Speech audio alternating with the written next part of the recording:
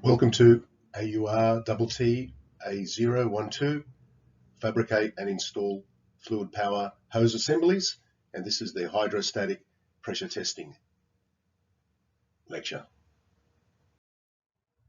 Before we begin, some resources.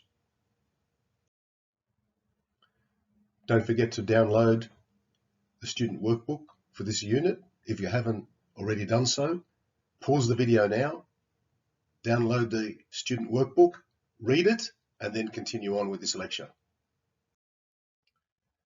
There are a number of work instructions and standards associated with hydrostatic pressure testing.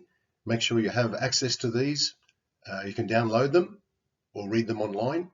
They are available from Moodle. What is a pressure test or a hydrostatic pressure test? A pressure test is a way in which items such as pressure vessels, gas cylinders, hydraulic hoses, and any components used in fluid powered systems can be tested for strength, resistance to bursting, and to leakage. There are a number of terms associated with pressure testing. In this lecture, we'll be concentrating on hydrostatic pressure testing, but before we continue, let's have a look at some of the other types of testing that's available. Functional pressure testing. This is testing to the maximum operating pressure for typical use. This is usually the value that's printed on the hose, usually visible on the ley line. Hydrostatic proof pressure testing. This is the type of testing that we'll be concentrating on in this lecture. The proof pressure value is given as a ratio of the maximum working pressure. The proof pressure value or ratio is usually derived from a particular standard that you're working to, SAE, ISO, or can be located in your specific work instruction. Safety factor. The safety factor is given as a ratio to the maximum working pressure. In this example, the safety factor is 4, so it's 4 times the maximum working pressure, and that's the value located on the ley line of the hose. The safety factor of the hose is what it says, safety factor. Hoses should be selected by their maximum working pressure. Although the safety factor on this hose is 720 bar, we still can only use this hose with an application that requires 180 bar. Burst test. In this example, the hose has a safety factor of 4, so therefore 4 times the maximum working pressure. So 4 times 180 bar is 720 bar. So if this hose bursts under 720 bar, it's a fail. If it bursts over 720 bar, it's a pass. Keep in mind, this is a burst test. So if one of the hose tails fly off under 720 bar, the test is a fail. In this example, the hose has a maximum working pressure of 160 bar, has a safety factor of 4, so the minimum burst pressure is 640 bar. This hose burst at 750 bar, so it's a pass. Here we have an example on how not to test a hose assembly.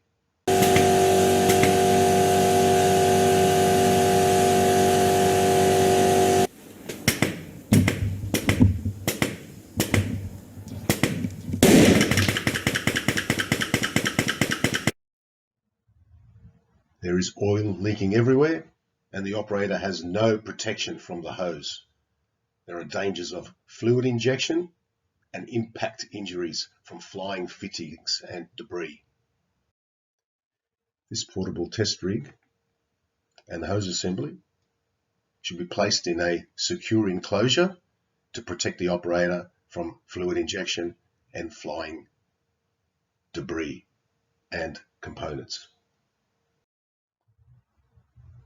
The impulse test is another common test performed on hose assemblies. The pressure is increased and decreased to a certain frequency and duration. For example, on and off for 1 second to maximum working pressure for a duration of 30 seconds.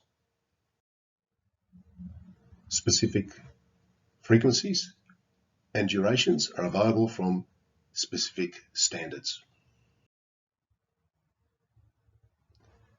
What are some of the other criteria that we are looking at when we're doing hydrostatic testing on hose assemblies? Change in length, change in external diameter, twisting, warpage, leakage. Test procedures and test information are also available from the PERTEC website, pertec.com.au. Here we have some information from a standard, how to measure length and twisting values during testing. Let's have a look at hydrostatic proof testing of hose assemblies.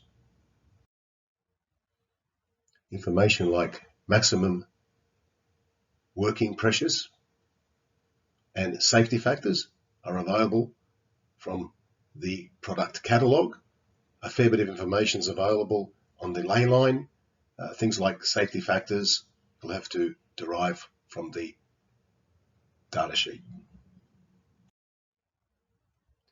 All the information on this screen was derived from the PERTEC website, pertec.com.au.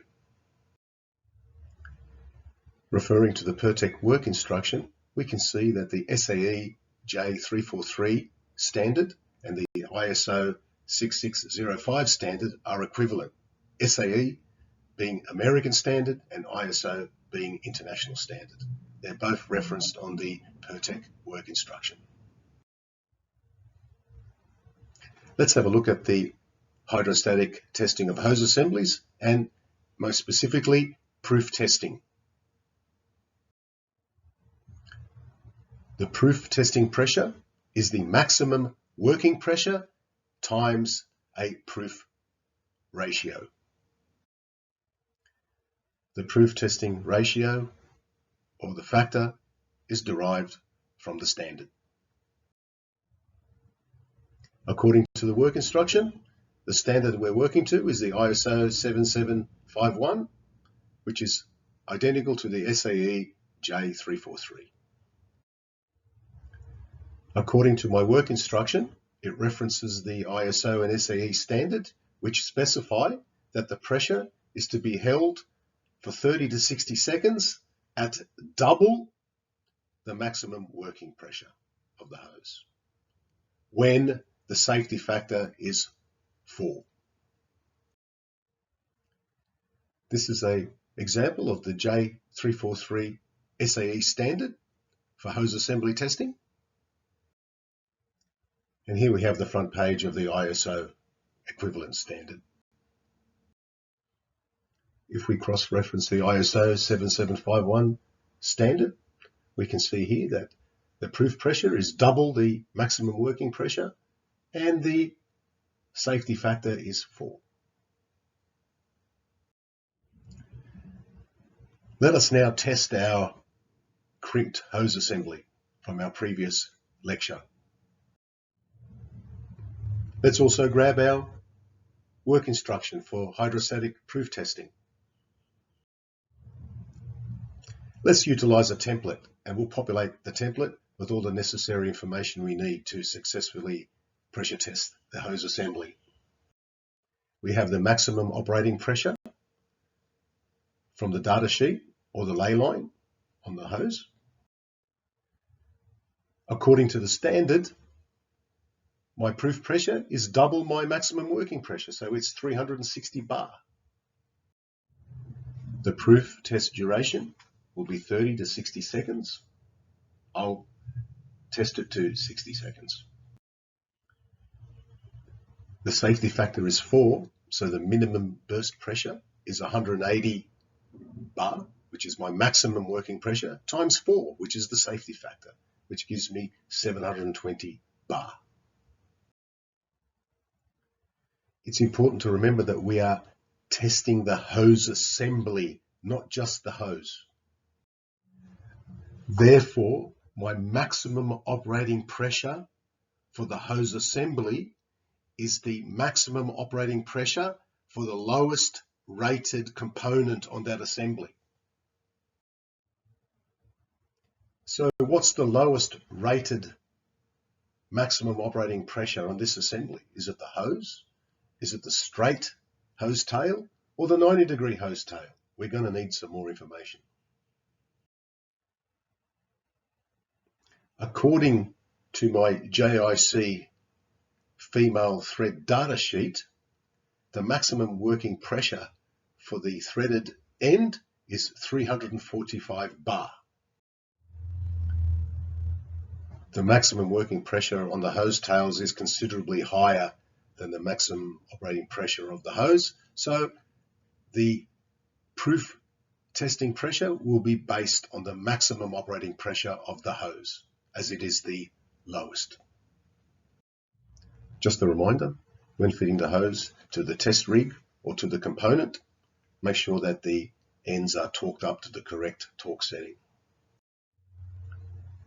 Torque settings for threaded adapters can be derived from data sheets and from the machinery's handbook. Pressure test devices can be fixed or portable. Ensure that the pressure tester that you're using is suitable for the pressure range that you're testing, and make sure that you are trained and competent in the operation of the pressure testing machine. These machines can be extremely dangerous, so make sure that you are completely confident in the operation of the equipment. Remember, if in doubt, ask. Here's an example of the operating instructions for the pressure test rig at Pertec head office. This instruction manual is available from P-Moodle. Let's test our hose. Firstly, let's place our test specimen in the chamber and connect to the liquid pressure outlet coupling. Always use the correct tools and make sure you don't twist the hose when we're doing the connection. If you're using adapters with your hose assembly, make sure that the adapters can withstand the pressures that we are requiring. If you're testing a long hose, you may have to restrict the movement. Always use the correct tools and torque settings. Firstly, we'll have to bleed the system of any air and prime the system with hydraulic oil.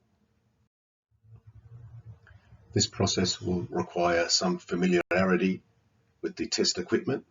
If in doubt, ask. Purge the system of air, prime the hoses with oil, and cap off the hose end. Make sure the safety door or any safety enclosures are in place and secure before commencing the test. Just a reminder that this is an extremely dangerous procedure.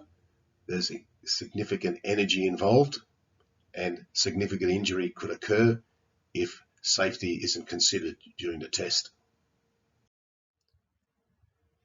Slowly increase the pressure until we reach the proof testing pressure.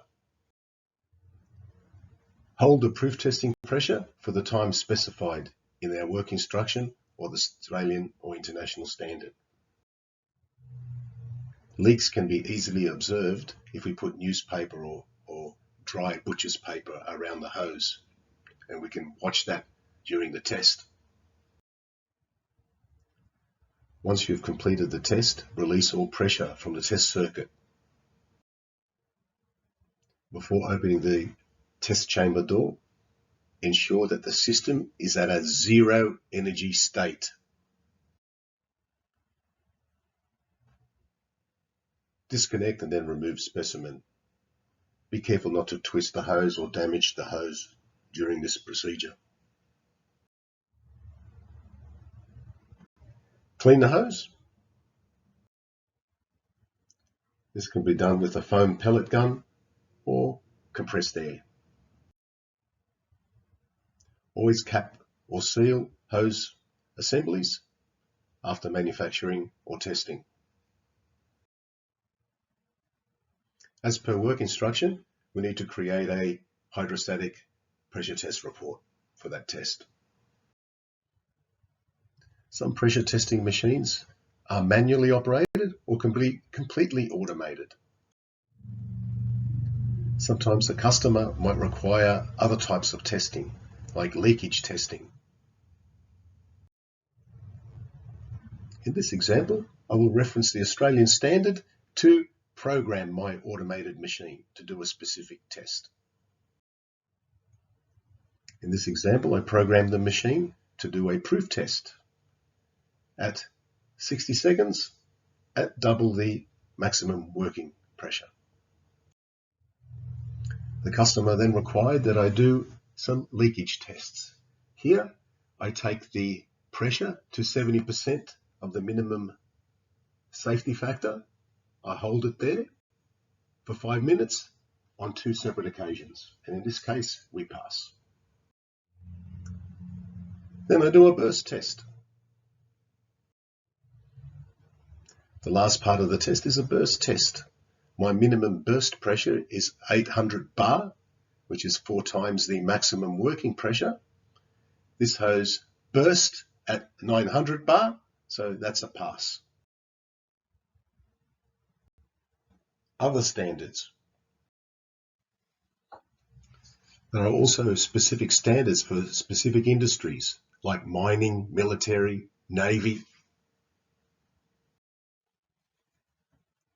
Here we have some examples: fluid power system safety at mines, MGD 41, and fluid power safety in coal mines, standard 23.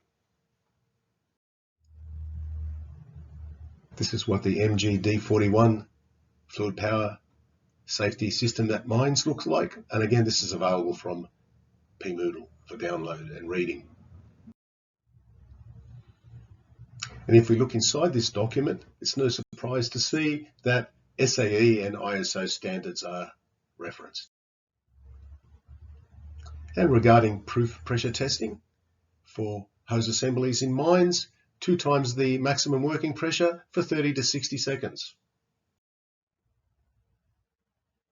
Let's have a look inside the recognized standard 23, fluid power safety in coal mines. Here are the standards again, and lo and behold, SAE and ISO standards are referenced. And let's have a look. Yes, proof pressure is 2 times the maximum working pressure, and it's for 30 to 60 seconds. Whether a hose is tested or not is basically determined by the client or the standard.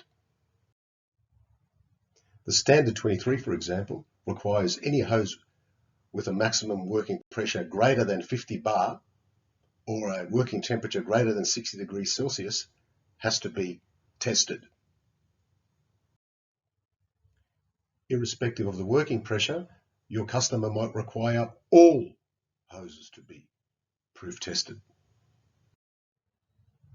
Here we can see specified all hose assemblies which will be installed in high-risk applications like mining and environmental must be proof tested to at least 2 times the maximum working pressure.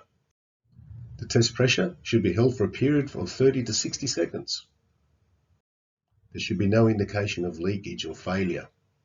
Testing should be conducted using a compatible fluid rather than a compressed gas. The hose should be tested. If it exceeds 50 bar, temperature exceeds 60 degrees Celsius. This includes pneumatic hoses, or whether the hose is within 1 metre of an operator or a maintenance person. Let's have a look at risk management associated with hydrostatic testing. Even pressures as low as 100 psi can cause fluid injection injuries. Fluid injection injuries can cause serious tissue and muscle damage and could occasion death. Serious damage to eyes and soft tissue can also occur, even at significant distances. When working around high-pressure hydraulic systems, always use appropriate PPE, fluid injection, protective gloves and safety glasses should be a bare minimum. Here's an example of an engineered control. Remember our hierarchy of controls? We're using whip check systems to contain hose ends, and there's also an example of a physical barrier between components. If you are constructing a pressure testing enclosure, refer to the relevant standard.